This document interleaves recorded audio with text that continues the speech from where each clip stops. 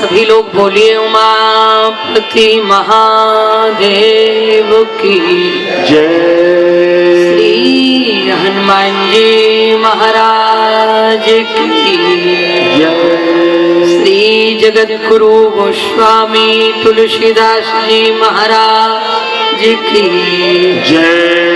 श्री रामचरितमानस यज्ञ भगवान की जय। सत्य सनातन धर्म की जय। सरस्वती महामाता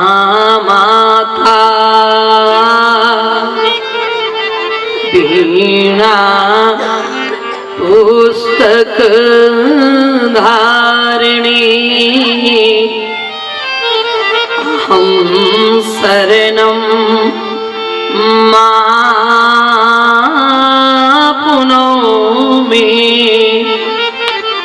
विद्यादानं देहि मे वर्णानामृतसंहानां रसानां छन्दसामपि मंगलानां चकर्तारौ वन्दे वाणी विनायकौ ध्येयं सदा परिभवग्निमभीष्ट दोहं तीर्थास्पदं शिवविरञ्चिनुतं शरण्यं धृत्यार्तिहं प्रणतपालभवाब्धि ओतं वन्दे महापुरुषे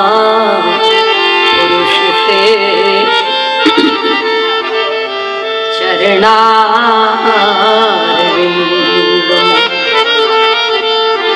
मनोजवं मारुततुल्य वेगं जितेन्द्रियं बुद्धिमतां वरिष्ठं वातात्मजं वानरयूथमुख्यं श्रीरामदूतं शरणं प्रपद्ये अभिलाषहि पूज्यो हनुमान मेरो मन राम को दास रहे सिय राघव रूप निहारवे की नैनन में नित प्यास रहे सुख पावे सदा भगवंत कृपा नहीं राजस की कछु आस रहे तुलसी कविता पर कानन में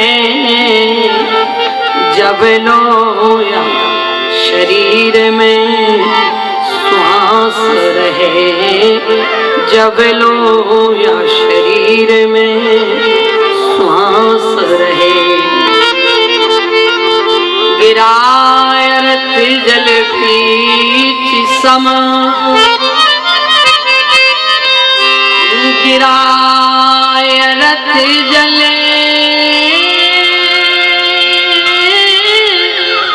बीच समा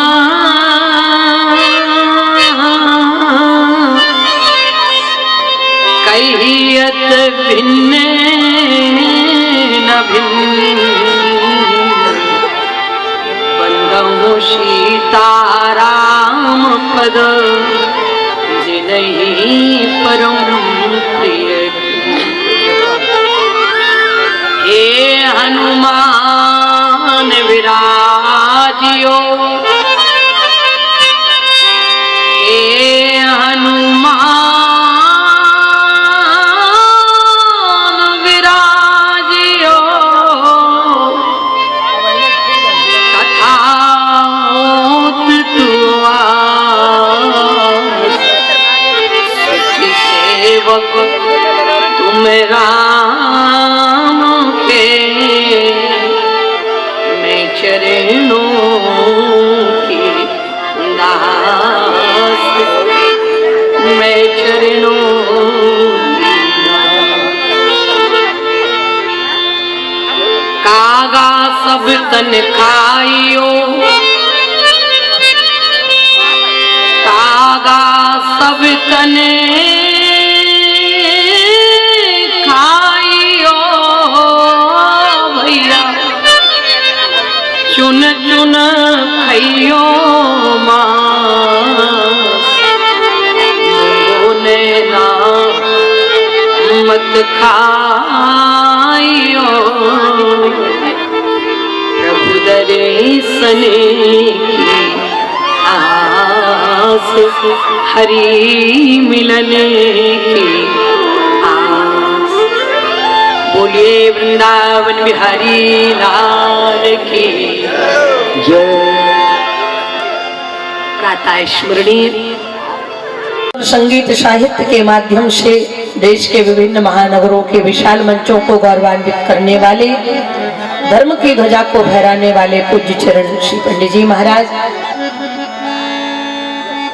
ढोलक पर साथ देने को तैयार हैं भैया श्री डब्बू जी। मजीरे पर विराजमान पांडित्य कर्म पद्धति के अनुसार भजन पूजन अनुष्ठान के प्रति आपका शुभ संकल्प चल रहा है। ऐसे हमारे भैया श्री मुकेश मिश्रा जी बाल भगवान के रूप में हमारे अभी जिनके द्वारा आप उनकी भावनाएं श्रवण कर रहे थे, ऐसे भैया श्री ताड़क मिश्रा जी के चिरंजीव अंकित मिश्रा जी। उम्र तो बहुत कम है लेकिन मैं सच्चाई बता रही हूँ आपको, मेरे साथ आर्गन वाले 80% फेल होकर चले जाते। ऐसे पिता के लिए बेटे के लिए ताली बजाओ एक बार। बहुत हमारे साथ कोई बजा ही नहीं पाता है क्योंकि हमारा गाना ही बड़ा विचित्र है। हम कब कहाँ से उठा देंगे, कहाँ फटक देंगे, कोई गारंटी नहीं। क्योंकि मुझे स्वर का कोई ज्ञान नहीं है, मैंने कोई संगीत बिल्कुल सीखा नहीं है, कहीं मैं गई नहीं। और मैं कई बार आपको ये बात बता चुकी हूँ, लेकिन धन्य है इस बालक की कला को कि इसने हमारा पीछा नहीं छोड़ा। क्या बात। और उसने पकड़ लिया और सजा दिया। कथा के बीच में आने वाले भजनों को ऐसे अंकित के लिए जोरदार तालियां बजाकर उसकी कला के लिए आप सभी लोग आशीर्वाद दें कि ये मुंबई का नाम करे और आप सभी के आयोजनों में दिव्यता भव्यता प्रदान करे। ऐसे अंकित मिश्रा जी हैं, ये भी बहुत योग्य है, इनके लिए भी जोरदार तालियां बजा दो। इसलिए बजवा रहे हैं कि इनसे हमें अपनी रिकॉर्डिंग लेना है। आज ही दे देना मेरे बेटे। हमारे सब बच्चे लोग कहते हैं महाराज जी को कुछ सीखना, मैंने इनको बस कथा और बस इसके अलावा हमारे बच्चे कहते हैं कि थोड़ा सीख लो, आप वीडियो बना लिया करो जब आप प्रवचन करें तो। अब YouTube पे थोड़ा थोड़ा डालना पड़ता है और जब तक बनेगा नहीं तब तक तो महाराज जी कहते हैं हमें कुछ आता ही नहीं। मोबाइल के मामले में तो भैया इनसे हमारी अभी गर्ज है, थोड़ा सा वहां से बराबर फोन आ रहे हैं कि वहां की रिकॉर्डिंग ले आना। हमारे क्या नाम है बालक का जी? नीलेश। क्या बात है, बहुत बढ़िया। ठाकुर जी की नीलेश तो नीलाम भुजश्याम मलको मलांगम सीता समारोह इतबाम। जय हो मंगल। तो ये हमारे नीलेश जी हैं और बड़ी श्रद्धा से, और जब भी फोटो निकालते हैं ना तो ऐसे कर देते हैं कि जरा मुस्कुराइए। हाँ, बहुत इनका इशारा ऐसे रहता है कि जरा हंसिए। और फोटो में तो भाई वैसे तो आदमी की हंसी जाने कहाँ गायब है, लेकिन कम से कम फोटो में तो हंसा ही लो, क्या दिक्कत है। जय हो। बढ़िया, हमारे बहुत ही कुशल इस आयोजन में अपनी अहम भूमिका निर्वहन करने वाले सहजता, सरलता, विनम्रता की, गंभीरता की प्रतिमूर्ति। सच में कुछ शब्द कहने का मन करता है, पर डर लगता है कि कहीं ये ना सोच लिया जाए कि ये चापलूसी हो रही है। लेकिन ये सच्चाई है। मैं हमेशा एक बात कहने का मेरा, ऐसे जब महापुरुष कोई मिलते हैं मुझे तो उनके लिए कुछ कहने का मन करता है। हम नहीं जानते कि जिन्होंने लंबे तिलक लगाए, जिन्होंने लंबी जटाएं बढ़ाई, जिन्होंने वस्त्र रंगे, जिन्होंने किसी संप्रदाय का नाम अपने लिए महाराज उपयोग किया, वे संत हैं या मुझे नहीं है पता, वेशधारी। लेकिन कई मुझे साधारण वस्त्रों में, साधारण तरीके से, साधारण रहन सहन के बीच में भी मुझे कभी कभी महान संतत्व का दर्शन हो जाता है। क्योंकि हमारे विद्वानों ने कहा कि संत किसे कहते हैं। संत किसी कपड़े का नाम नहीं है, संत किसी तिलक का नाम नहीं है, संत जटाओं का नाम नहीं है, संत दाढ़ी का नाम नहीं है, संत संप्रदाय का नाम नहीं है। संत एक स्वभाव का नाम है, संत एक चरित्र का नाम है।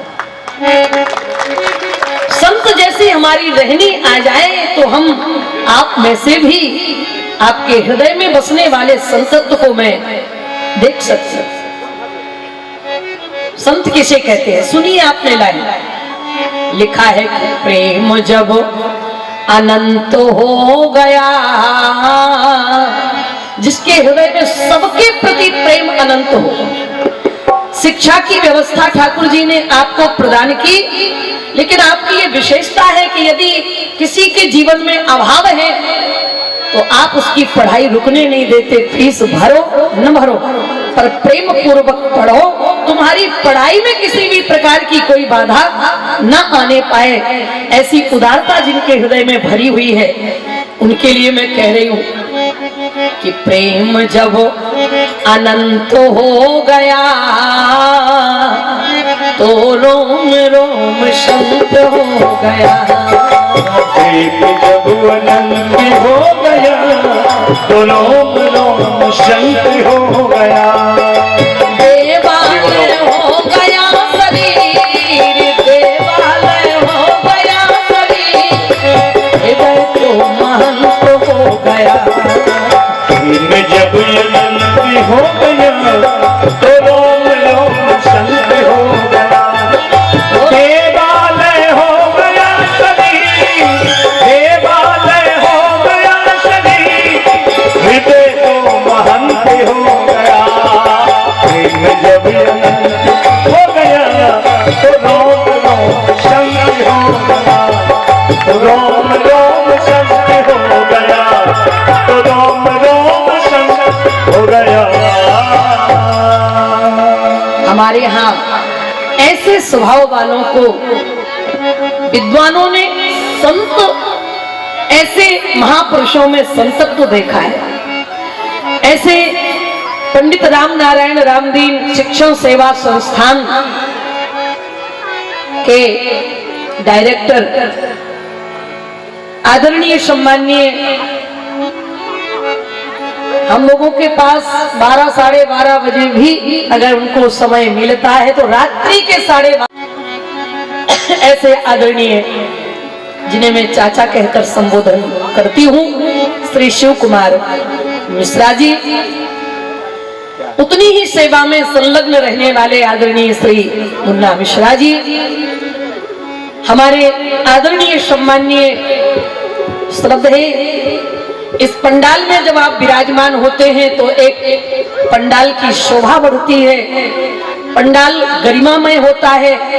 आप हृदय से कवि भी हैं, बहुत प्यारी प्यारी कविताएं आपने लिखी हैं और आपने एक अपने जीवन के जो भी कभी जीवन में कोई घटना घटी या कोई विशेष जीवन में बात आई तो आपने उसे अपनी लेखनी में उतार दिया।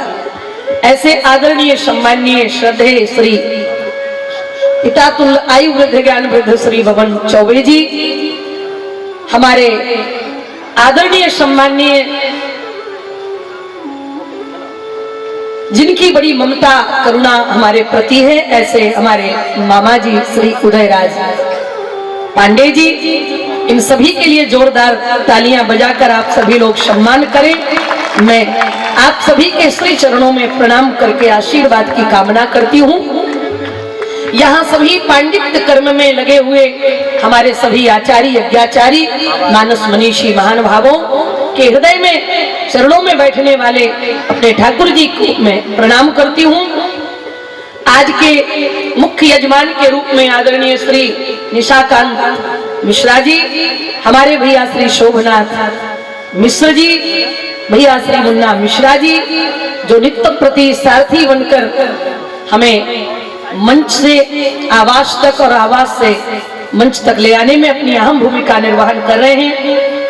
परम आदरणीय श्री महेश यादव जी, परम आदरणीय श्री मुकेश पांडे जी, परम आदरणीय श्री मनोज गुप्ता जी, परम आदरणीय श्री आनंद मिश्र जी, राघवेंद्र मिश्र जी, मनोज सिंह जी, उमेश दुबे जी, परम आदरणीय श्री सुनील बड़ई जी, ब्रजपाल सिंह जी, परम आदरणीय श्री राम इकबाल यादव जी, अजय यादव जी, भैया श्री हमारे पंकज पांडे जी, परम आदरणीय हमारे भैया श्री नीरज पांडे जी, परम आदरणीय हमारे भैया श्री धीरज पांडे जी, परम आदरणीय हमारे भैया श्री संतोष पांडे जी, परम आदरणीय हमारे भैया श्री विक्रम सिंह जी, हमारे प्रिय अनुज के रूप में जिन्होंने एक शुभ संकल्प लिया, तुलसी हर आंगन में होनी चाहिए, क्योंकि जिस आंगन में तुलसी होती है वहां यमराज क्या, यमराज के बाप भी नहीं आ पाते। कितनी बड़ी महिमा है महाराज। और सदैव ऐसा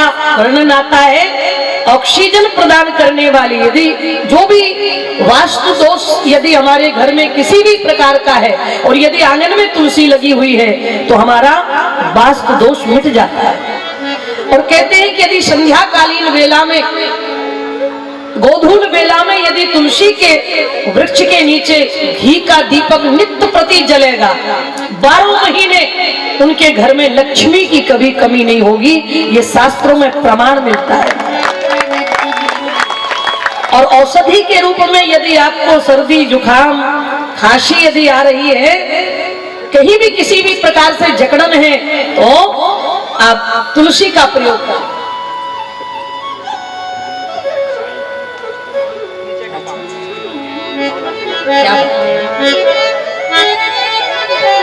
बहुत ही प्रसन्नता का विषय है कि हमारे समिति के समस्त पदाधिकारीगण अत्यंत प्रसन्नता से भरे हुए हैं, क्योंकि भक्तों ने यहाँ कथा सुनने के लिए अपनी जो उपस्थिति प्रदान की है, इससे समस्त समिति के लोग गदगद हैं।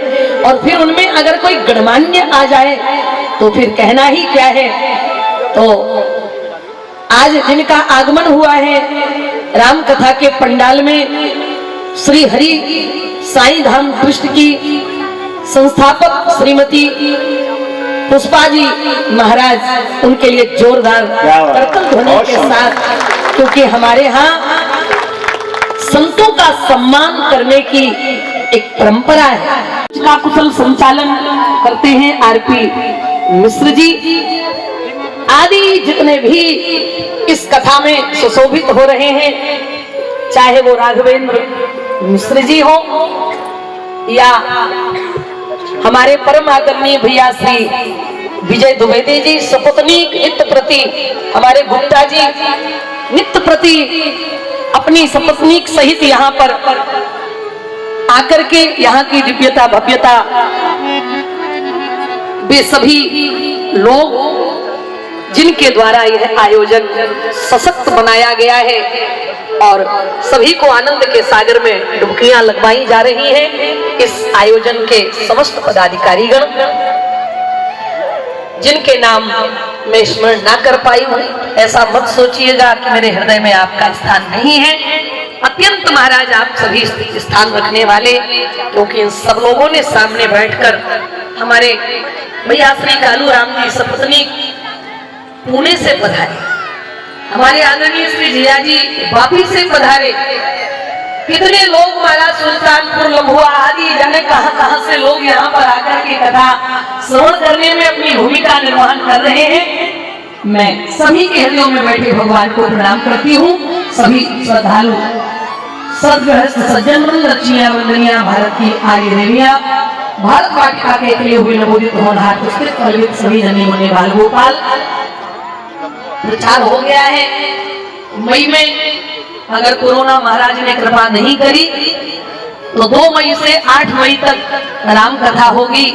आदरणीय सम्माननीय श्रद्धेय श्री भवन चौबे जी की सानिध्यता में, अध्यक्षता में और उनकी कृपा और करुणा में, और जहां पर हम रुके हुए हैं वहां आज कम से कम 25 से 30 माताएं हमारे पास आई और उन्होंने कहा कि अगर दीदी चाहे वो महाराज हमारी कि अगर कथा वहां मई में होगी तो रुकाएंगे हम लोग, क्या बात है? हम वहां नहीं रुकने देंगे आपको। क्यों भाई? हमने कहा ऐसा क्यों? बोले अभी हम सेवा नहीं कर पाए। क्या बात, उनकी भावनाओं को अभी हम लोग जो है आपकी सेवा ने, हमने कहा कि अगर जहां पर हम रुके हुए हैं और उस मालिक ने मना कर दिया तो वो जितनी भी माताएं बोली नहीं नहीं, हमारा उनका इतना प्रेम है कि अगर हम कह देंगे तो वो मई के बाद ही भाड़े पर लगाएंगे। अगर आप निवेदन मैं कर रही हूँ, अगर आप हमारे यहाँ रुक जाएं तो। हमने कहा कि हमें क्या दिक्कत है, हमें क्या परेशानी, इतनी ममता। और मैं सच बता दूं, इतनी ममता इतनी बड़े शहरों में तो मिलना बहुत मुश्किल हो जाती है। क्या बात है? जितनी ममता, जितना प्यार हमें यहाँ मिला है, मैं उनकी ऋणिया होकर के अगर अब मैं बताऊंगी ना तो सच में आप लोगों के भी मुंह में पानी आ जाएगा। सुबह से लेके हमारे यहाँ गाजर का हलवा ला रहा है तो कोई मंगौड़ी पकौड़ी ला रहा है, अगर मैं सबके नाम गिनाऊंगी, कोई खिचड़ी ला रहा है।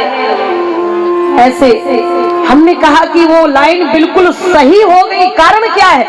हमारी विशेषता है क्या?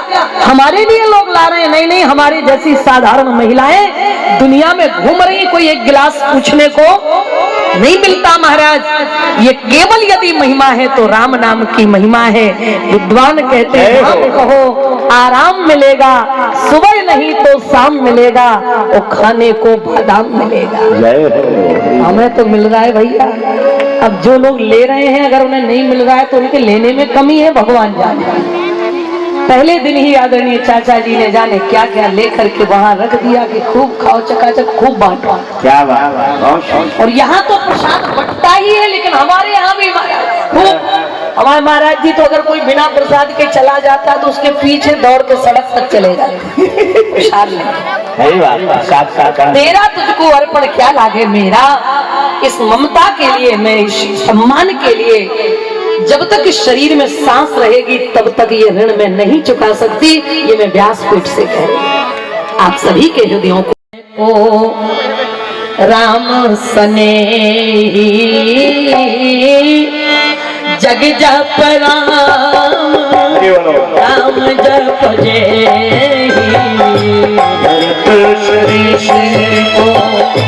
राम स्नेही भैया भरत शरीष को राम स्नेही जग जप राम, जग जप राम, राम जप जय भरत शरीष। बाबा कहते हैं भरत शरीष को राम स्नेही जग जप राम, राम जप जेहि। भरत जी धर्म की धुरी है। को शब्द का प्रयोग किया तुलसीदास जी महाराज ने बहुत अवधालियों में। जहां पर भी बाबा ने को शब्द का प्रयोग किया मानो अब इसके आगे कोई दूसरा जैसे ओ रघुवीर सरिस संसारा और सील स्नेह निवानिहार बड़ वशिष्ठ सम को जग माही और यही सम निपट नीच को ओ न कुसंगति पाई नसाई और रहे न नीच मते चतुराई। बहुत जगह को शब्द का प्रयोग किया बाबा ने। भरत जी के लिए भी लिखा है कि जो न होत जगह, वे कहते जो न होत जग जन्म भरत को, जो न होत जग जन्म भरत को, सकल धर्म धुरी धरणी भरत को, सकल धर्म धुरी धरणी धरती को, जो न होती जग जन्म भरती को, जो न होती जग जन्म भरती को, सकल धर्म धुरी धरणी धरती को, सकल धर्म धुरी धरणी अगम स्नेह भरत रघुबर को, इनके नाम में तो न जाने कितनी बार इनके लिए को शब्द का प्रयोग किया। वे कहते अगम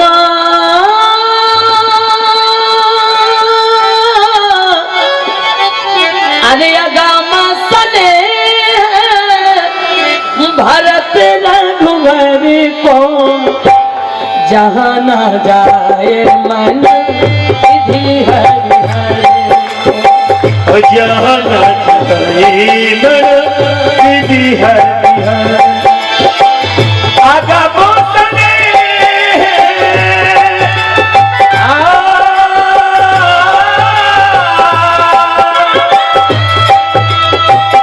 अगम स्नेह भरत रघुबर को, जहाँ न जाए मन विधि हरि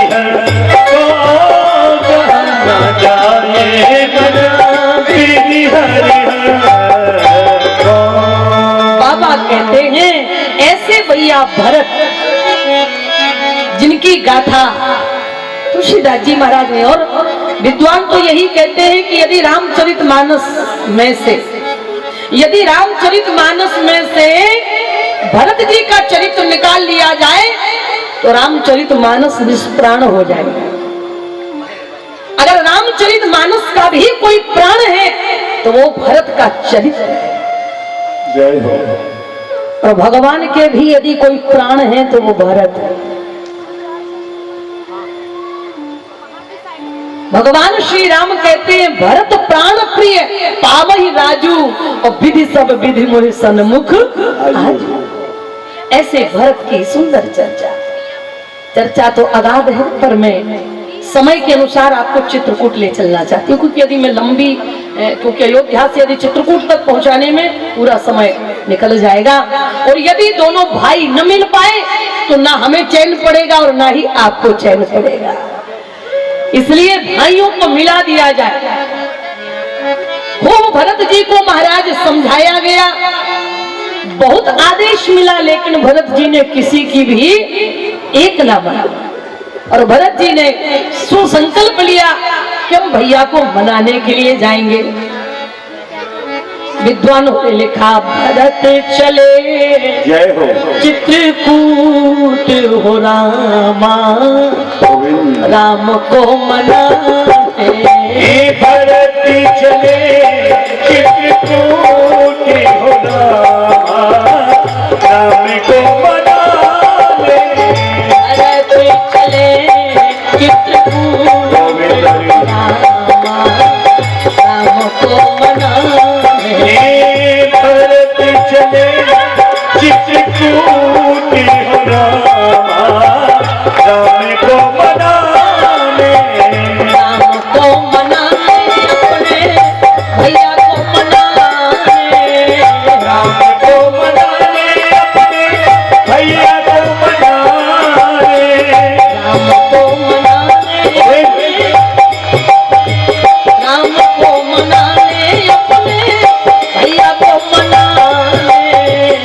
राम को मनाने हाजी, राम को मनाने हाजी, भैया को मनाने। भरत चले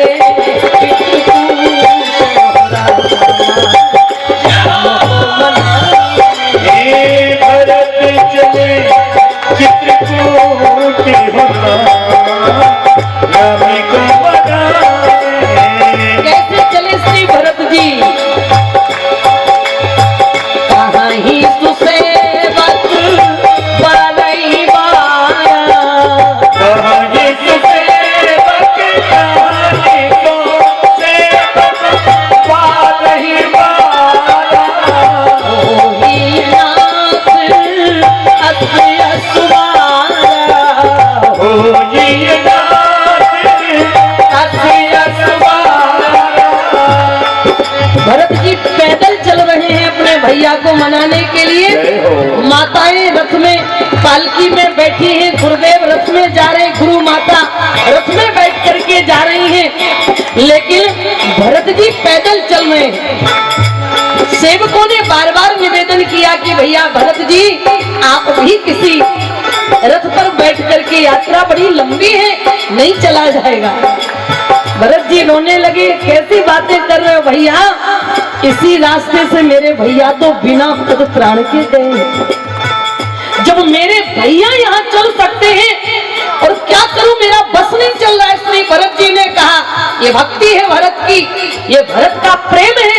भरत जी ने कहा भैया मेरा बस नहीं चल रहा है, तुम कह रहे कि किसी रथ पर विराजमान हो जाओ, रथ की बात छोड़ो, मेरा तो मन ये करता है कि जहां मेरे भैया के चरण पड़े हैं वहां मेरा सिर हो जाए, तो भी मैं उनके प्रेम की बराबरी नहीं कर सकता। भरत जी ने कहा मन तो ये करता है कि सिर भर जाऊं कुछ रस मोरा, सिर भर जाऊं चित रस मोरा। सिर भर जाऊं होवे नहीं। रस मोरा, भर जाऊं चित रस मोरा। सबके सेवक घर में कठोरा, सबके सेवक धर्म कठोरा। सबके सेवक धर्म कठोरा। भरत जी ने कहा मन तो करता है कि मैं सिर के बल चलूं, लेकिन ऐसा हो नहीं पा रहा है। भरत जी से माने उनके सेवकों ने खूब, महारानी कौशल्या जी ने आकर के कहा कि राम भरत, यदि तुम रथ पर नहीं बैठे, यदि तुमने सवारी साधन का उपयोग नहीं किया ना, तो तुम्हारे कारण ये अयोध्या वाले भी पैदल चलेंगे। बेटा भरत, तुम्हारे कारण यदि तुम्हारी प्रजा को दुख होवे, यदि कष्ट होवे, तो अच्छा लगेगा क्या? महाराज वर्णन ये आता है कि आज महारानी कौशल्या के आदेश से भरत जी ने रथ की सवारी ली थोड़ी दूर के लिए, और भरत को अपने मन में पश्चाताप होने लगा। भरत जी ने कहा कि अपने मन से बात करी कि तू दिखावा कर रहा है ना, दुनिया वालों को तू दिखाना चाहता है कि तू कितना बड़ा त्यागी है, इसलिए तो तू सबके सामने पैदल चल रहा था जिससे कि तू वाहवाही लूट सके। तूने ऐसा किया ही क्यों? तुझे किसी के सामने पैदल नहीं चलना चाहिए। और तुलसीदास जी महाराज कहते हैं, अब महाराज श्री भरत जी ने कुछ दूर जाकर के रथ का त्याग किया और ऐसा रास्ता अपनाया, क्योंकि अयोध्या वालों की भीड़ किसी को पता नहीं। अब भरत जी महाराज लुक छिप करके महाराज दाएं बाएं पैदल जा रहे हैं, जिससे अयोध्या वाले ये ना समझ पावे कि भरत जी सवारी से नहीं चले। पर भरत जी ने सवारी नहीं ली। तुलसीदास जी महाराज ने, आप पढ़ना कभी इस प्रसंग को, आनंद आएगा आपको। वे कहते, भरत जी महाराज बिना सवारी के चल रहे हैं, और भरत जी ने जब अपने सेवकों से कहा कि मेरा तो मन करता है कि मैं सिर के बल चलूं, और कहते कहा ही नहीं, बल्कि भरत जी जहां श्री राम जी के चरण चिन्ह बने हुए थे वहां सिर के बल खड़े हो गए। गोविंद।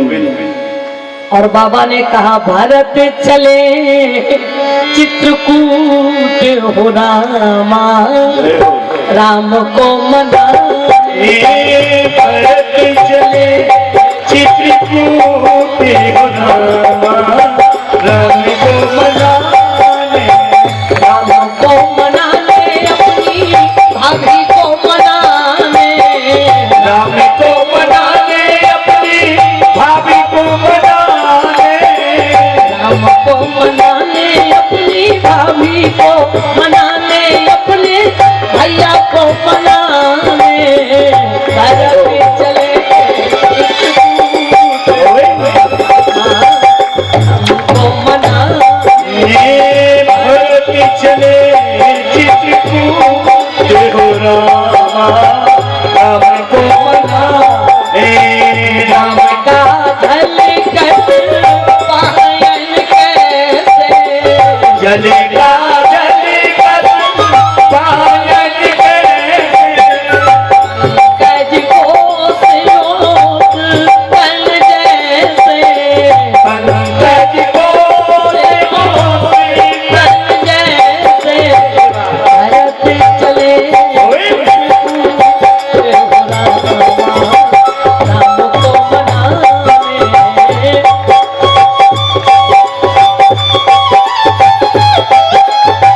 राम को मनाने, राम को मनाने अपनी भाभी को मनाने, राम को मनाने भैया, राम को मनाने अपने भाभी को मनाने, राम को मनाने अपने लक्ष्मण को मनाने, भरत चले चित्रकूट हो रामा, राम को मनाने, चले चित्रकूट को मनाने।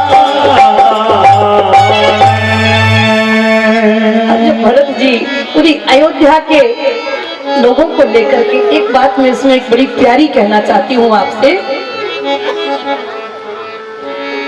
कि जब यही अयोध्या वाले राम जी के साथ पीछे पीछे दौड़े थे ना, तो राम जी अयोध्या वालों को बीच तमसा के तट पर सोता हुआ छोड़ करके चले गए।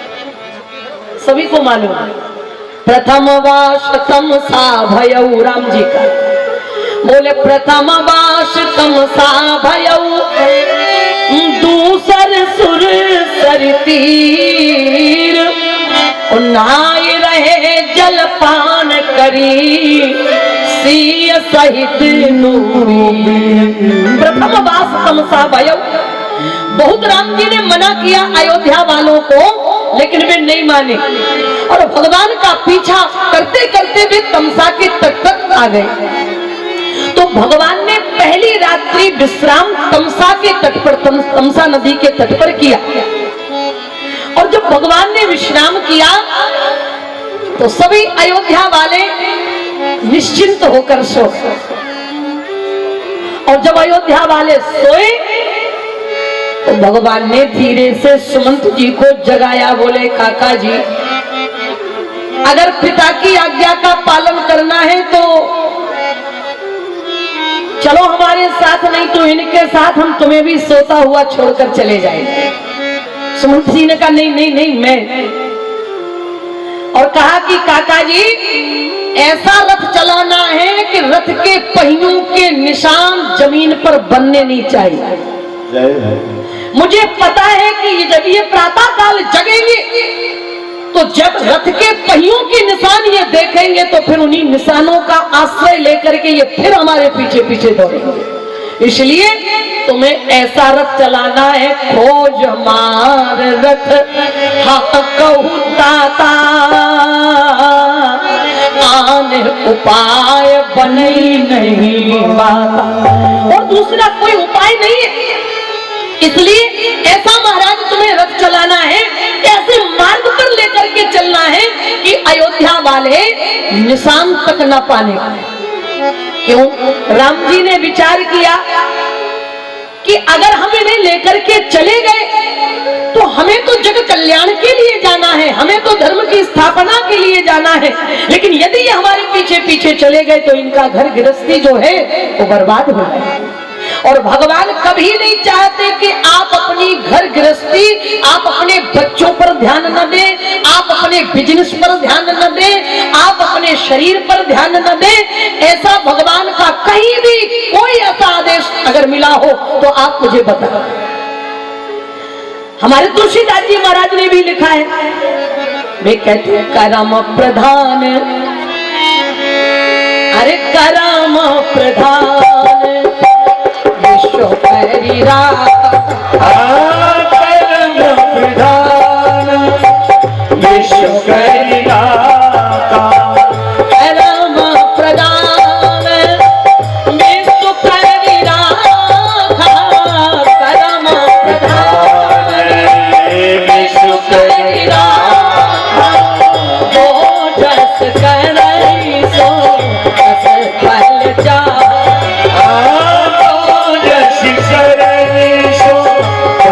बन जा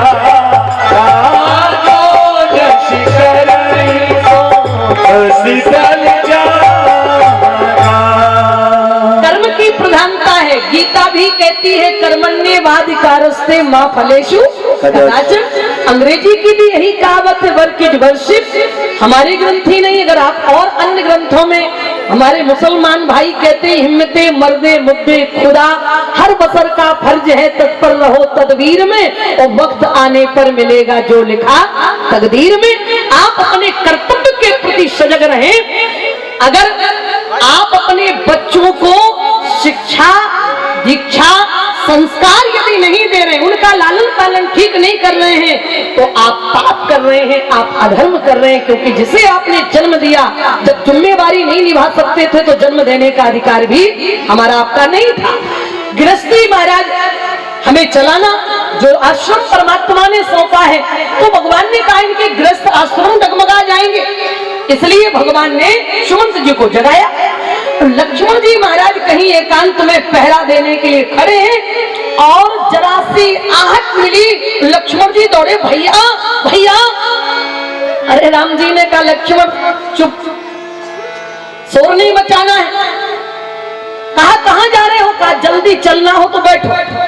लक्ष्मण जी तुरंत महाराज रथ में बैठ गए, और जब रथ आगे बढ़ गया तो लक्ष्मण जी ने एक निवेदन किया कि भैया एक बात बताओ कि आखिर अयोध्या वालों की गलती क्या थी जो आज आप इन्हें नदी के तट पर, तमसा के तट पर सोते हुए छोड़कर जा रहे हो, को छोड़कर जा रहे, इनकी गलती क्या है? भगवान श्री राम ने कहा लक्ष्मण जी को समझाने के लिए, लक्ष्मण जी से राम जी ने कहा लक्ष्मण इनकी बस यही एक गलती हो गई कि जो सो गए। और लक्ष्मण जो सो जाता है मैं उससे दूर चला जाता हूं, मैं खो जाता हूं, फिर महाराज उन्हें मिलने वाला, सोने वालों को कभी भगवान नहीं मिले।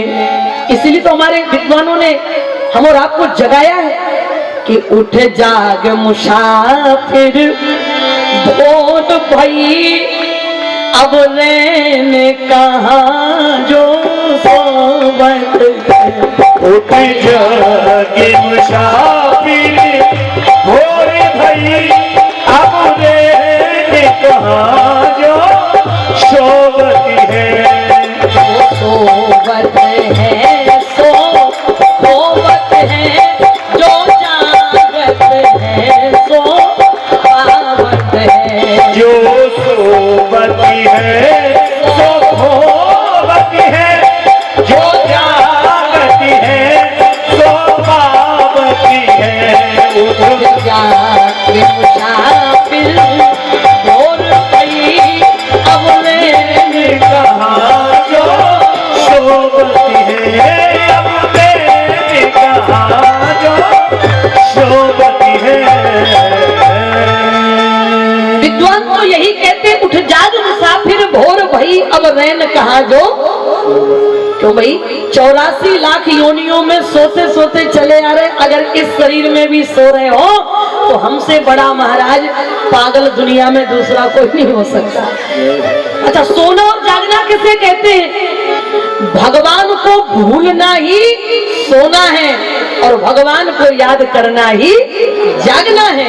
समझ लेना कि जब हम पे भगवान विस्मृत हो रहे हैं, यदि भगवान को हम भूल रहे हैं, तो समझ लेना चाहिए कि हम मोह की रात्रि में खर्राटे मारकर महाराज अनेकानेक ख्वाब के अनेक अरमानों के स्वप्न देख रहे हैं महाराज। हम जग नहीं रहे। जागना उसे कहते हैं जो हमेशा भगवान का स्मरण करता है। राम जी ने कहा लक्ष्मण बस ये सो गए, इनकी यही गलती, इसलिए हम इनसे खो रहे। लक्ष्मण जी ने मन में विचार किया, लक्ष्मण जब ये अयोध्या वाले थोड़ी देर के लिए सो गए तो भैया इनको छोड़कर जा रहे हैं, अब तू सावधान हो जा। अगर कहीं तू सो गया तो कभी भी किसी जगह छोड़कर ये तुम्हें भी चले जाएंगे, फिर तुझे कभी राम मिलने वाले। इसलिए लक्ष्मण जी ने प्रतिज्ञा की कि वैसे मैं भले ही सो भी जाता, लेकिन आज मैं प्रतिज्ञा करता हूँ श्री सीताराम जी के चरणों की सौगंध खाकर कि आज से लक्ष्मण कभी भी सीताराम की सेवा करने में कभी सोएगा नहीं, जागरूक रहेगा, क्योंकि भय है कहीं भगवान न छूट जाए। अब मैं एक निवेदन, हमारा ग्रस्त जीवन है, उलझन भरी जिंदगी है हम और आपकी महाराज। कभी व्यापार में घाटा तो कभी महाराज अफसरों का दबाव, तो कभी महाराज दुकानदारी में परेशानियां, कभी घर गृहस्थी में परेशानियां, कभी फिर बीमारी, अनेक झंझट लगे रहते हैं हमें अपनी जिंदगी में। तो हो सकता है कि कभी नींद लग जाए, कभी हम सो जाएं, तो फिर क्या भगवान हमें कभी नहीं मिलेंगे? तुलसीदास जी महाराज ने उपाय बताया, बोले यदि आप सो करके भी जाना चाहते हैं तो एक काम कर लो, हो सकता है डायरेक्ट भगवान के पीछे दौड़ोगे और यदि जरा सी भी त्रुटि हो गई तो भगवान आपको बीच रास्ते में सोते हुए छोड़कर चले जाएंगे। लेकिन अगर भगवान तक पहुंचना है सोते जागते, तो किसी संत का सानिध्य पकड़ लो, वो तुम्हें, अगर तुम सो भी रहे होगे तो वो तुम्हें जगा करके भगवान तक ले जाने की गारंटी ले लेगा। तो वही अयोध्या वाले जो तमसा के तट पर सोते रह गए थे, और आज वही अयोध्या वाले भरत जैसे संत के साथ जा रहे हैं। तो भाई हम लोगों का काम ही है सोना। हम संसार के लोग जो हैं, ये नींद लग ही जाती है, कब लग जाएगी कोई गारंटी नहीं। लेकिन अगर किसी संत का सानिध्य रहा तो वो संत तुम्हें जगाएगा। सोना नहीं है, जागो। तुलसीदास जी महाराज कहते हैं भरत संत है। बोले कोई एक विधि से साधु होता है, कोई 2 विधि से संत होता है, कोई 3 विधि से संत होता है, लेकिन भरत साक्षात महाराज प्रयागराज तीर्थराज प्रयाग बता रहे हैं। बोले तात भरत तुम सब विधि साधु, तात भरत तुम सब विधि साधु, तात भरत तुम सब विधि साधु, तात भरत तुम सब विधि साधु, राम चरण अनुरागे अगाधु, राम चरण अनुरागे अगाधु, तात भरत सब विधि साधु, राम चरण अनुरागे अगाधु, राम चरण अनुरागे अगाधु। वे कहते हैं ये एक विधि से नहीं, तात भरत तुम सब विधि साधु। और आज अयोध्या वालों ने भरत जैसे संत का सानिध्य पकड़ लिया, और भरत जी अयोध्या वालों को जगाते हुए ले जा रहे हैं। और जब श्री भरत जी महाराज केवट निखाद से मिलते हुए, क्योंकि एक रात्रि श्री भरत जी ने भी सिंहबेरपुर में निवास किया, निखाद से मुलाकात हुई, आप सबको पता है। जब निखाद ने बताया कि इस स्थान पर श्री सीताराम जी ने रात्रि में विश्राम किया, भरत जी ने कहा भैया एक बार मुझे उस स्थान पर ले चलो जहां श्री सीताराम जी ने एक रात्रि विश्राम किया। मैं गई हूं सिंहवेदपुर, और जब महाराज निखाद लेकर के गए तो तुलसीदास जी महाराज ने चित्र खींचा। श्री किशोरी जी ने जब वहां पत्थर की शिला पर पत्थर का तकिया लगा करके विश्राम किया तो महारानी किशोरी जी की साड़ी के कुछ सितारे कनक बिंदु टूट कर वहां गिर गए। और जब भरत जी को निखाद राज लेकर के गए, बाबा कहते हैं बोले कनक बिंदु दुई चारक देखे, कनक बिंदु दुई चारक देखे, कनक बिंदु दुई चारक देखे, नाके शीश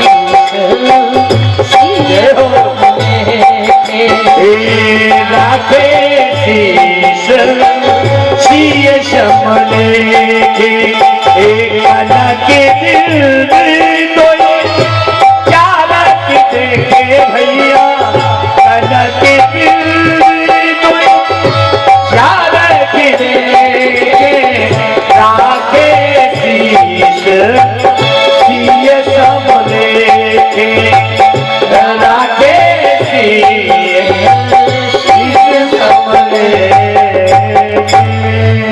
जब भरत जी ने वो कनक बिंदु दुई चारिक देखे जो कण गिर गए थे सोने के साड़ी से निकल करके, वो भरत जी ने ऐसे उठाए और अश्रुधारा बह गई आंखों में, ऐसे माथे पर लगा करके मानो अनुभव किया कि भरत का माथा उनकी भाभी महारानी सीता के चरणों में, मानो श्री किशोरी जी का दर्शन होने लगा उन्हीं कनक बिंदुओं में।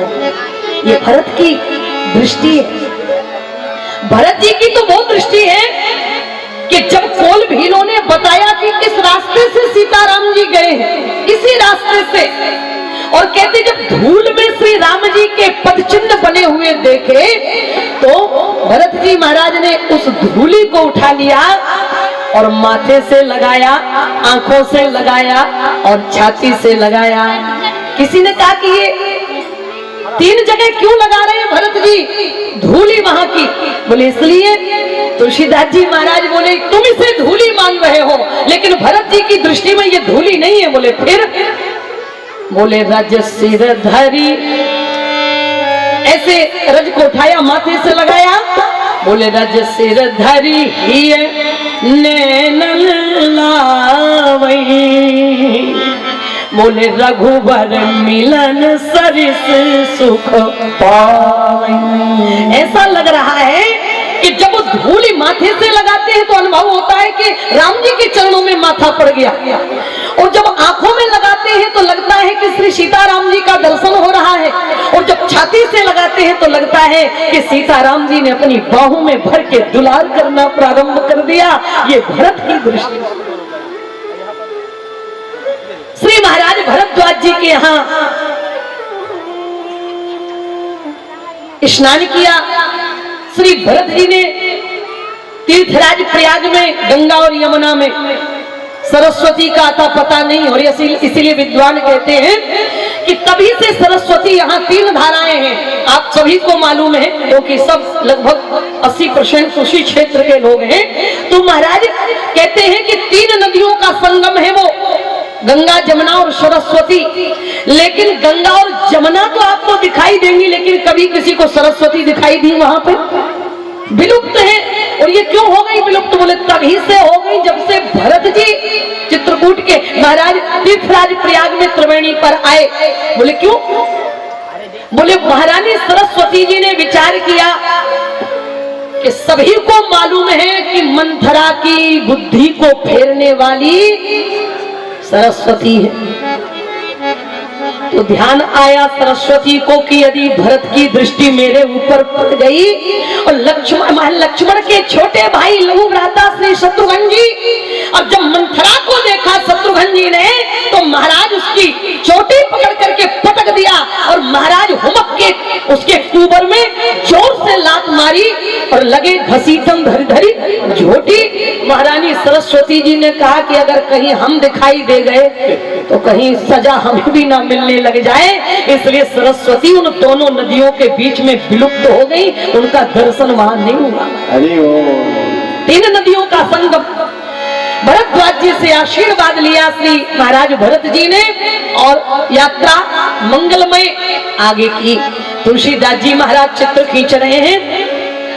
आज महारानी श्री किशोरी जी ने, माताएं ध्यान देंगी, सीता जी ने आज एक स्वप्न देखा है।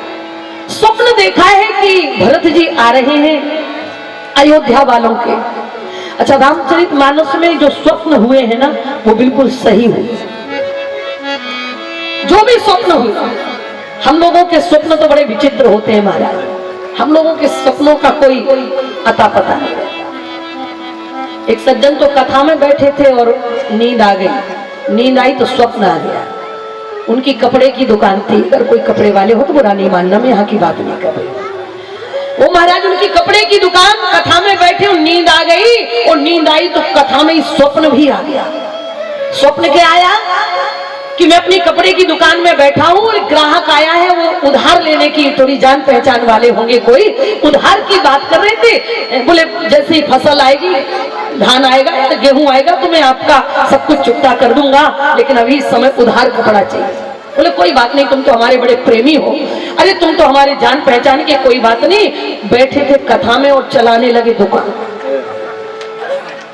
बोले सेठ तुरंत कहने लगे, सेठ तुरंत कहने लगे कपड़ा ले उधार। वो आगे बैठे भक्त को कुर्ता दीनों फार। एक सामने बेचारे, उन्हीं के सामने सब लोग ऐसे ही बैठे रहते सटे, और उनने कहा कि हमें कपड़ा लेना है 5 मीटर। तो सामने एक भक्त बैठे थे, उनका कुर्ता पकड़ा सपने में, कुर्ता पकड़ा उनका सच में, और कुर्ता पकड़ के फाड़ने लगे। बोले ले जाओ 5 मीटर। जब उनका कुर्ता फटा तो उन्हें थोड़ा खींचा गया, तो उन्होंने देखा तो वे तो आंखें बंद करके बस फाड़ रहे थे थान। तो उन्हें जगाया कि भाई साहब क्या कर रहे हो आप, मेरा कुर्ता फट गया है। ओ जगह, बोले भाई साहब क्षमा करना, मैं थोड़ा सपना देख रहा था कि मैं दुकान चला रहा हूँ। बोले यहाँ कथा सुनो, दुकान में चला, और तुमने हमारा नुकसान कर दिया, तुम्हारी तो दुकान चल गई और हमारा तो घाटा हो गया। तो महाराज, हमारे आपके स्वप्न की कोई गारंटी नहीं। जिन्हें साइकिल चलाना नहीं आता है वे हवाई जहाज चलाते, स्वप्न में कोई गारंटी। कौन सा स्वप्न आ जाए कोई पता। लेकिन रामचरितमानस के जो स्वप्न है वो सच हो गए। भरत जी ने सपना देखा, सभी को पता है, देखई रात भयानक सपना, और जाग करही देखई रात भयानक सपना, भैया देखई रात भयानक सपना, जाग करही कोटि कल्पना, जागे करही कोटि कल्पना।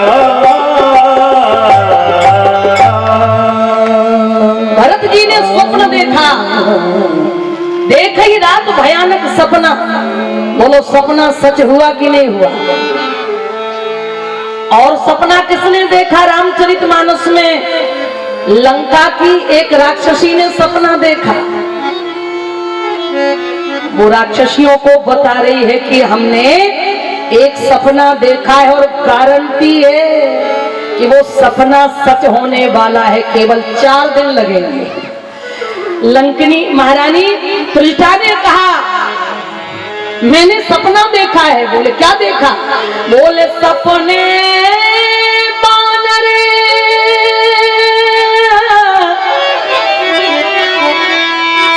त्रिष्ठा ने कहा अरे सपने बानर लंका जारी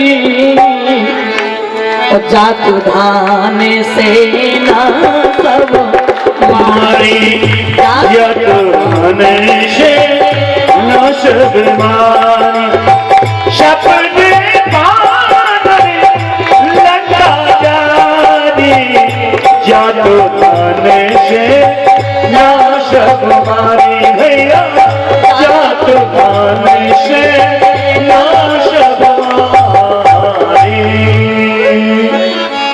राक्षसी त्रिजटा ने सपना देखा और वो तो कह रही थी कि हुई है सत्य गए दिन 4 दिन के 4 घंटा में ही महाराज सपना सही हो गया।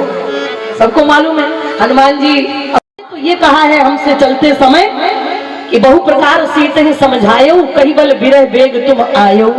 भगवान ने तो केवल इतना ही आदेश दिया था और ये राक्षसी कह रही है कि हमने सपना देखा है कि सपने बानर लंका तो बानर तो हम ही आए। तो हनुमान जी बोले कहीं ऐसा तो नहीं कि जल्दी में भगवान हमसे ना कह पाए हो इसलिए इसके द्वारा टेलीफोन करके बता रहे हो कि अब पहुंच गए हो तो ये भी करके आना। हनुमान जी बोले अब तुम्हें आग लगानी ही पड़ेगा और सपना सही हो गया। तीसरा सपना महारानी केकई ने भी सपने देखे और एक सपना श्री किशोरी जी ने चित्रकूट की तपस्थली में देखा। जागे सिय सपन अस देखा। क्या देखा? बोले देखी सास आन अनुहारी। सासों को सफेद साड़ी में देख लिया श्री सीता। सपने में देखा कि भरत जी आ रहे हैं, अयोध्या वाले उनके पीछे पीछे आ रहे हैं और माताएं सफेद साड़ी में हैं। इसका मतलब है कि पिताजी ने अपने प्राणों का परित्याग। बहू हो तो सीता जैसे। सीता जी मैं तो यहाँ के जो पूर्वी उत्तर प्रदेश आदि जो क्षेत्र के लोग हैं इनके हृदयों में मैं देखती हूँ कि माता पिता के प्रति बड़ी ममता। बहुएं बेटों से भी ज्यादा सेवा करने वाली यहाँ मैंने देखा है। और वो केवल महाराज अगर आप रामचरितमानस में पढ़ करके देखेंगे तो पता लगेगा जब सीता जी वनवास के लिए चलने लगी तो कौशल्या के पांव पकड़ लिए। माँ मैं बड़ी अभागी हूँ। बहू कह रही अपनी सास से। माताएं बहुएं ध्यान देंगी, बहुत प्यारी बात। सीता जी ने चरण पकड़ लिए। हमारे भक्त पवई तुंगा गांव से सभी लोग आए हैं क्योंकि इसके पहले हमारी 25 तारीख तक वही कथा थी और बहुत ही महाराज बहुत ही प्रेम और अनुराग के साथ 9 दिन तक वहां भी यही स्थिति थी जो आपके यहाँ है। बल्कि वहां तो पुरुषों को बैठने के लिए माताओं ने जगह नहीं दी महाराज पंडाल में। यहाँ की माताएं तो बड़ी दयालु हैं, कम से कम आप लोगों को जगह दे। वहां तो खूब माताओं ने भरपूर सहयोग दिया। और एक बात और मैं आपको बताना चाहती हूँ, एक बहुत बड़ी आश्चर्य की बात। पवई के जो भक्त हैं महाराज रामचरितमानस प्रचार प्रसार सेवा समिति के जो भक्त हैं वे बड़े विचित्र हैं। आप सोचेंगे क्या? आज तक मैं लगभग 37 वर्ष मुझे कथा कहते हुए लगभग होने जा रहे हैं और 37 वर्ष में ये पहली समिति हमें ऐसी मिली कि कथा हमारी 9 दिन की थी और ये कथा की दक्षिणा 4 ही दिन में लेकर के हमारे सामने आ गए। मैं आपको सच बता क्या बात, केवल कथा 4 दिन हुई थी और ये दक्षिणा लेकर के आ गए। तो हम तो घबरा गए। हमने कहा कि कहीं कथा बंद करवाने का मकसद तो नहीं लेकर के भाई दक्षिणा तो लास्ट दिन आती है। लेकिन उन्होंने कहा कि नहीं नहीं दीदी ऐसी कोई बात नहीं है, हमने शास्त्रों में पढ़ा है कि दक्षिणा ज्यादा दिन रखो तो उसका ब्याज बढ़ता चला जाता है। तो हमने सोचा कौन ब्याज चुकावे, इसलिए हम तो 4 दिन पहले ही आपको दे दें। पहली ऐसी समिति हमने पंडित जी से कहा कि क्या बताएं, मोबाइल में वो रिजर्वेशन बनाना नहीं आता, नहीं तो दक्षिणा तो आई गई चकाचक। अब अगर हम लोग चाहें तो टिकट बनाकर जा भी सकते। एक बार जोरदार इन भक्तों के लिए महाराज पवई के भक्तों के लिए भी बजाया। मैंने तो वहां कहा था, मैंने कई जगह तो ऐसी समितियां मिली कि जब हम ट्रेन में बैठने लगे तब महाराज उन्होंने कहा ये यज्ञ है यज्ञ की भूमिका है या ये यहाँ की जो ममता है यहाँ के लिए मैं कैसे वर्णन करूं। तो भक्तों ने अभी जी नहीं भरा था इसलिए, और फिर सम्मान है एक दूसरे का। यहाँ के भक्त वहां पहुंचे उनका सम्मान बढ़ाने के लिए, तो वहां के भक्त यहाँ आ गए यहाँ के लोगों का सम्मान बढ़ाने के लिए। लेकिन ये कथा यहीं से वहां गई। जब आदरणीय श्री मोतीलाल पांडे जी ने संपर्क किया तो मैंने भैया श्री पंकज से कहा, पांडे जी से हमने कहा कि देखो बातचीत कर लो, मैं तो जानती नहीं हूँ, अभी कभी मिले नहीं है, मुलाकात कभी हुई नहीं। तो ये कथा यहाँ से डोंबिवली से पवई चली गई महाराज, और वहां भी कथा का डंका बज चुका है। हाँ, और वहां के भक्तों ने तो संकल्प ले लिया कि अगली बार 11 दिन की कथा हो। हमने कहा कि चाहे तुम 11 दिन कराओ या 11 महीने कराओ, पर कथा से कभी भी जी भरने वाला नहीं है। और हम चाहते भी हैं कि कभी जी ना भरे, क्योंकि अगर भर गया होता तो फिर डोंबिवली में ये चौथी बार कथा ना हो रही होती महाराज। मैं कभी कभी कहती हूँ, कई लोग ऐसे कहते बहन जी क्या बताएं, आज तक हमें कोई भी कथावाचक अपनी ओर खींच नहीं पाया, कोई हमें आकर्षित नहीं कर पाया। हमने कहा कि भाई साहब आप कभी भी नहीं खींच पाएंगे, कभी भी आकर्षित नहीं हो पाएंगे। बोले क्यों? हमने कहा चुंबक केवल लोहे को खींचती है, गोबर को नहीं। अगर आपके अंदर भक्ति का लोह तत्व विराजमान है तो कथावाचक कोई भी हो आपको खिंचने में देरी। जब पवई तुंगा गांव से भक्त खिंचकर यहाँ आ सकते हैं, डोंबिवली के भक्त जब तुंगा गांव जा सकते हैं, तो अगर तुम में खिंचाव नहीं हो रहा है तो तुम गोबर से ज्यादा और कुछ महत्व नहीं रखते। अगर भक्ति का महाराज चुंबकीय यदि लोह तत्व विराजमान है, खिंचोगे। बड़े बड़े यहाँ मैं देख रही हूँ घुटने, कमर दर्द, लगभग इन सब चीजों से हम लोग ग्रसित हैं, लेकिन फिर भी माताओं ने, हमारी मामी जी जमीन में नहीं बैठ पाती है, लेकिन बोली जैसे भी हो हम सीढ़ी चढ़ेंगे उतरेंगे, लेकिन कथा नहीं छूटना चाहिए। माता जी सामने बैठी महाराज, उन्होंने भी कहा कि अभी मेरे घुटनों का ऑपरेशन हुआ है, क्या करूं, जी तो बहुत करता है लेकिन बैठना, लेकिन फिर भी मन नहीं माना। बहुत लोग ऐसे, तो क्यों भाई? इसलिए कि खिंचाव हुआ है, आप रोक नहीं पाए, आपकी कोई बीमारी आपको नहीं रोक पाई, आपको कोई महाराज परेशानी आपको नहीं रोक पाई, क्योंकि आपके अंदर वो भक्ति का लोह तत्व था। आप खिंच कर आ गए। मैं स्वागत करती हूँ, मैं सम्मान करती हूँ, चाहे वो दुर्गेश हो आदि जितने भी हमें, मुझे कोई दिखाई नहीं दे रहा है, जब दिखाई देंगे तो मैं स्मरण करूंगी। बाकी जोरदार तालियां बजाकर इनका सम्मान करें। आओ हम लोग कथा में चलेंगे, अभी हमारे पास समय घबराएंगे नहीं। आज हमें 10:30 बजे तक की अनुमति मिली है, तो भाई भागना नहीं। 10:30 बजे की कथा, और उसके आगे भी चली जाए तो हमें कोई दिक्कत नहीं, विश्राम है, चिंता मत। तो आओ, प्रेम से मैं बात कर रही थी आपसे सपने की बात। यहाँ सपने सच हुए, बहू हो तो सीता जैसे। क्या कह रही थी महारानी? सीता जब वनवास जाने लगी श्री राम जी के साथ, अपनी सास के चरण पकड़िए, माँ मैं बड़ी अभागी, सुनो माए मैं परम अभागी, माँ मैं बड़ी अभागिनी हूँ। कौशल्या जी ने अपनी पुत्र वधू को छाती से लगा लिया, लाडली ओ मेरी किशोरी, ओ मेरे महलों की रत्न, ऐसी बातें क्यों कर रही है तू? कैसे क्यों अभागिनी हो सकती है? महाराज जनक जैसा तेरा पिता, चक्रवर्ती धर्म सम्राट जैसे तेरे ससुर, राम जैसा तेरा पति, फिर तू अभागिनी कैसे हो सकती है? महारानी सीता ने कहा कि माँ जब मैं पुत्र वधू बनकर के अयोध्या में आई तो मेरी आयु मात्र 8 वर्ष की थी, ऐसा धर्म ग्रंथ बताते। जब सीता जी पुत्र वधू बनकर के अपनी ससुराल में आई, वो जमाना ही ऐसा था, मात्र उनकी आयु 8 वर्ष की थी। अगर आपके घर में 8 वर्ष की बहू आवे तो उससे क्या उम्मीद रख सकते हैं? 8 वर्ष की बहू कोई घर का काम करेगी क्या? नहीं ना। सीता जी 8 वर्ष की बहू बनकर के आई, सासुओं ने कितना लाड़ और दुलार किया। बोले पलंग पीठे तज गोद हिंडोरा, पलंग पीठे तज गोद हिंडोरा, पलंग पीठे तज गोद हिंडोरा भैया, गोद हिलोरा ये नदी हमारे कटोरा ये नदी अवनी कटोरा जियने मूरे जुगबत रहे जियने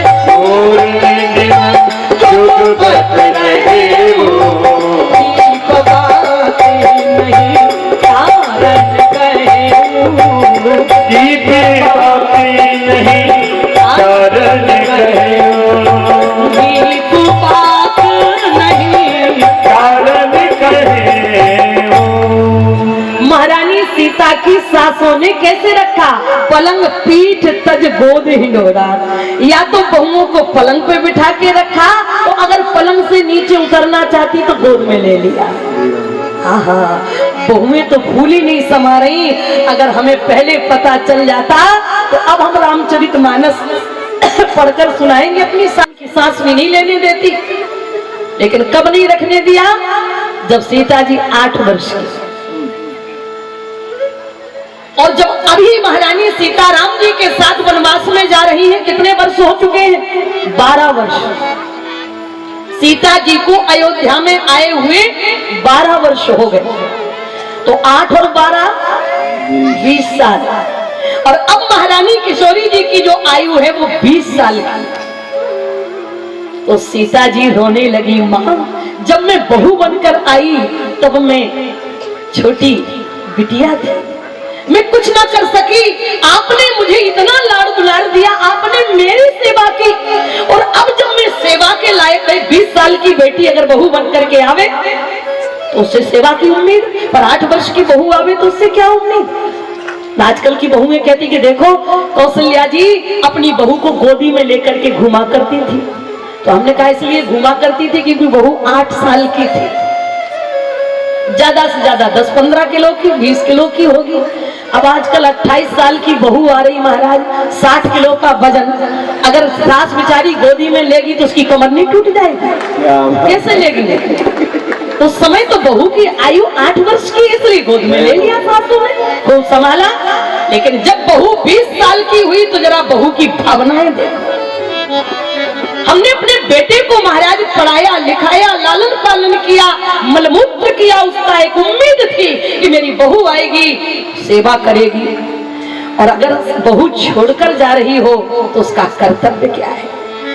सीता जी ने कहा मां सेवा समय दे बन दीना, सेवा समय दे बन दीना, सेवा समय दे दीना, सेवा समय दे बन दीना, सेवा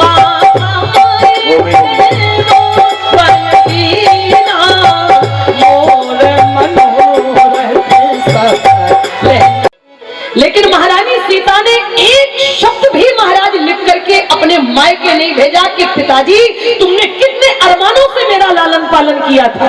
बोलो, बेटी हमारे घर की रौनक होती है, बेटी हमारे घर का खिलौना होती है, बेटी हमारे घर की चहल पहल होती है महाराज।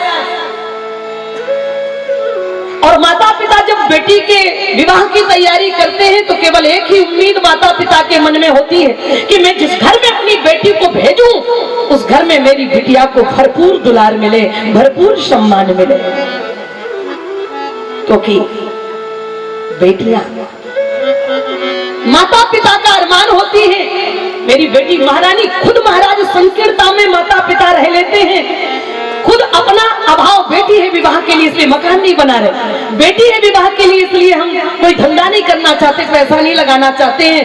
हम भले ही महाराज अभाव में जीवन जी लेते पर अपनी बेटी के जीवन में अभाव नहीं देखना चाहते। हमने गरीबी देखी कोई बात नहीं, लेकिन सबके मन में विचार आता है कि बेटी महारानी बन के रहे। और इसीलिए वर्णन आता है कि जब बेटी विदा होती है तो बेटी भी अपने माता पिता से यही पूछती है कि मैं गुड़िया तेरे आंगन की जय जय मैं गुड़िया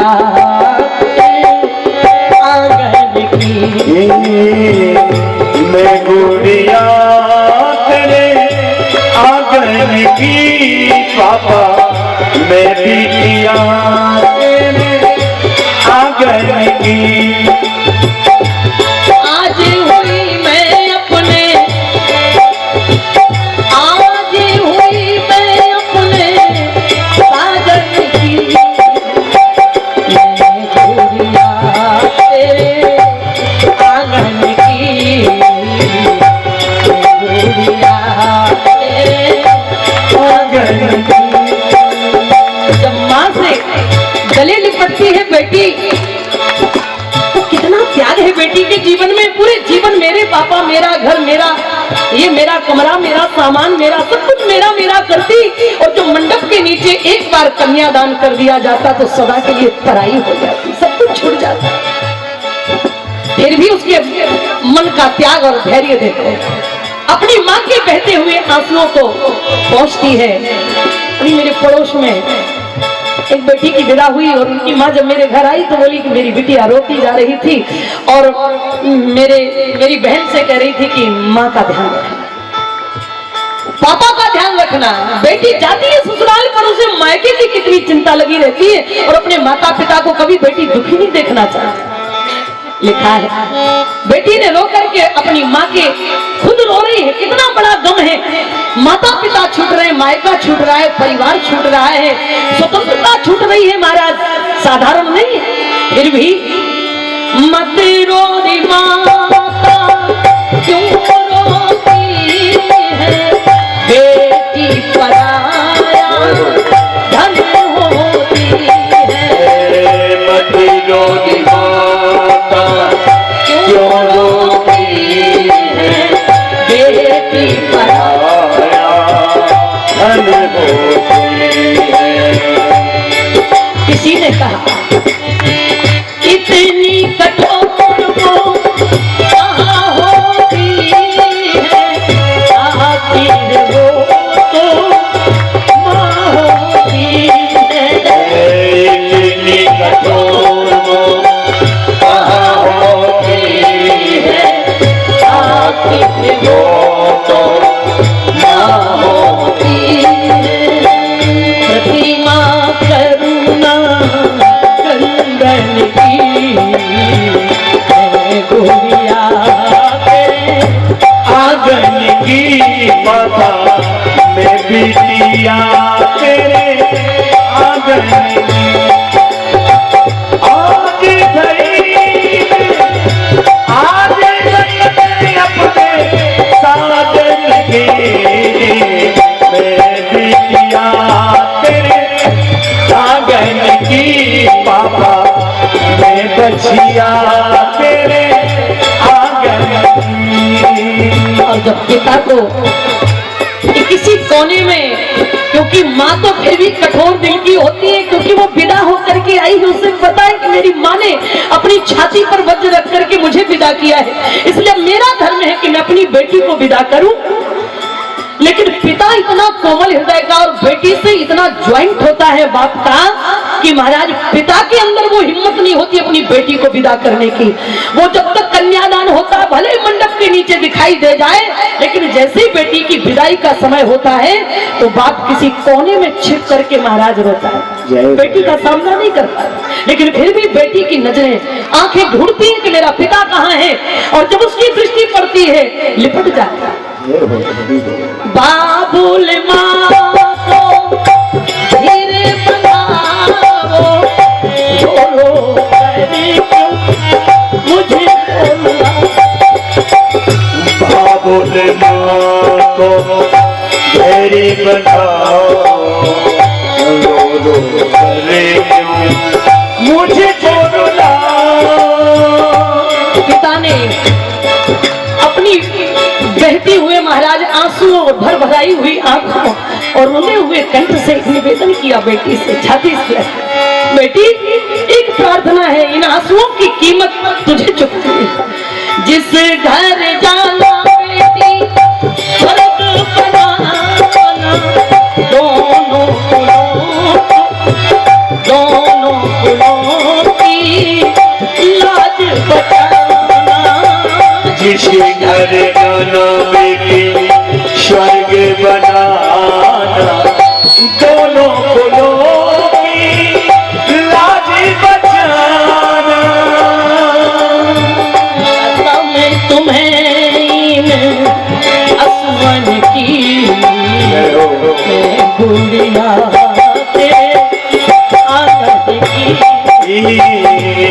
बिटिया तेरे आंगन की।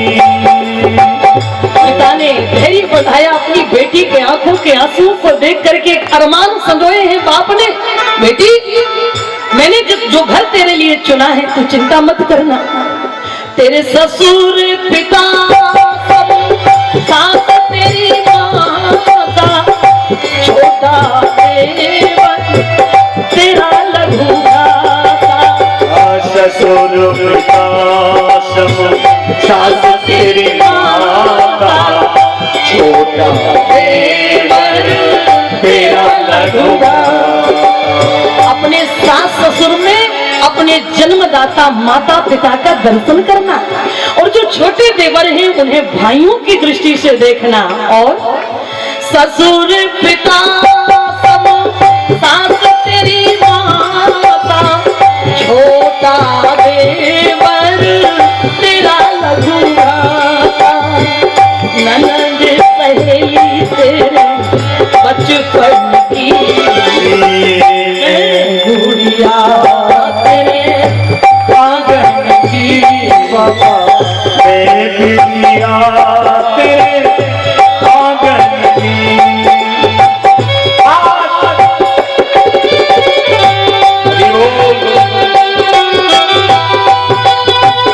गोविंद है एक बेटी का पिता के दिए प्यार में। गोविंद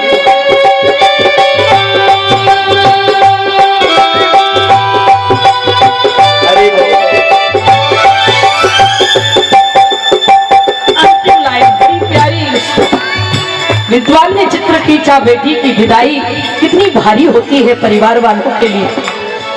भाई ने देखा, लिपट गया अपनी बहन से, भले ही झगड़ा करता था, जब देखो तब चोटी खींच देता था, लेकिन जब विदाई के समय देखा, कहता है भैया मेरी बहना, दो भागे तुम भिजवा देना।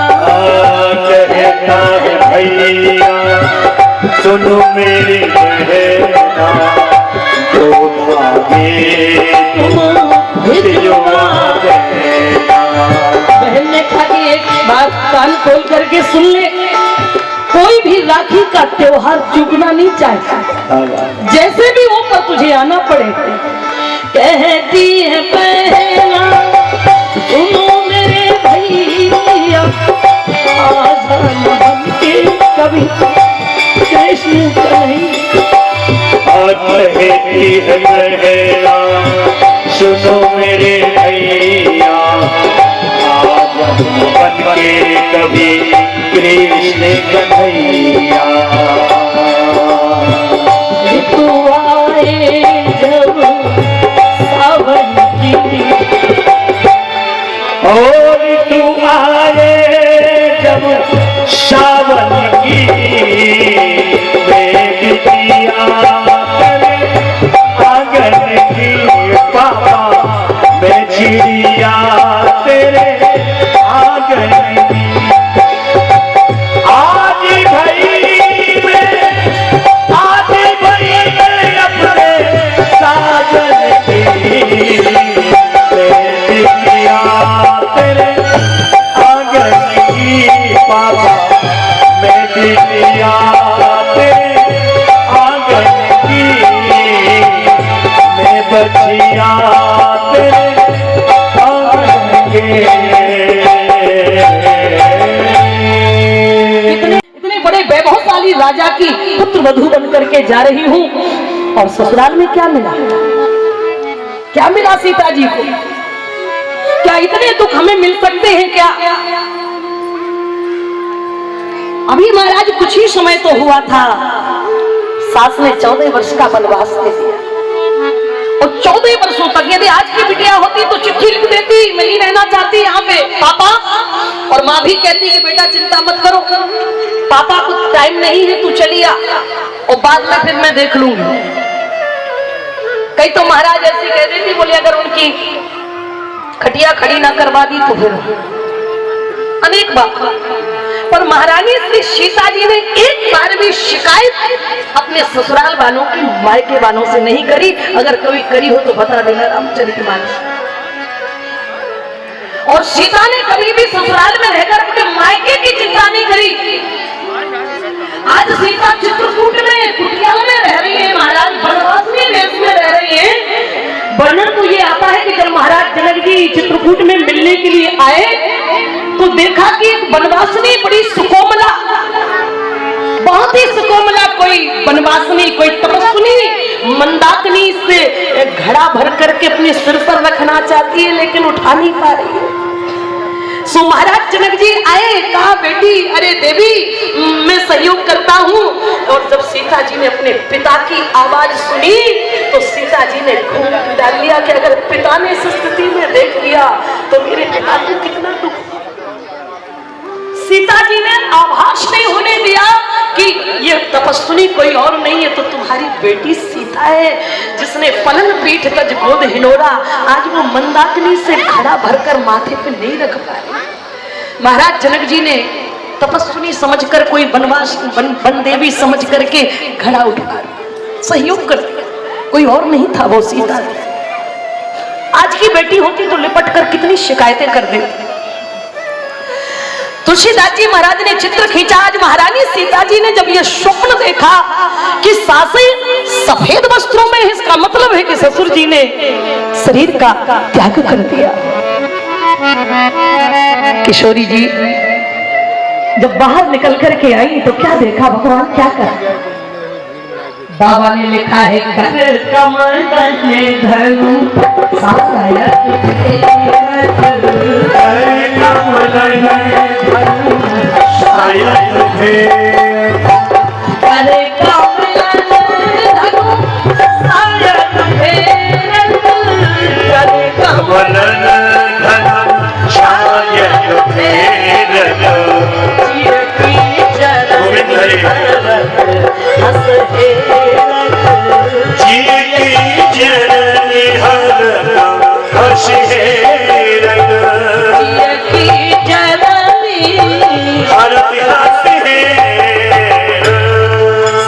जैसे कुटिया के बाहर आई और राम जी को देखा तो वेदी पर भगवान बैठे और धनुष पर ऐसे अपना बाण ऐसे घुमा रहे। सीता जी ने देखा अबाक, अरे इनके भैया, छोटे भैया भरत मनाने के लिए आ रहे हैं, इनसे मिलने के लिए आ रहे हैं और ये धनुष बाण संभाल रहे हैं। क्योंकि अभी थोड़ी देर पहले श्री सीता जी ने सुना था कि लक्ष्मण जी बड़े नाराज हो रहे हैं महाराज।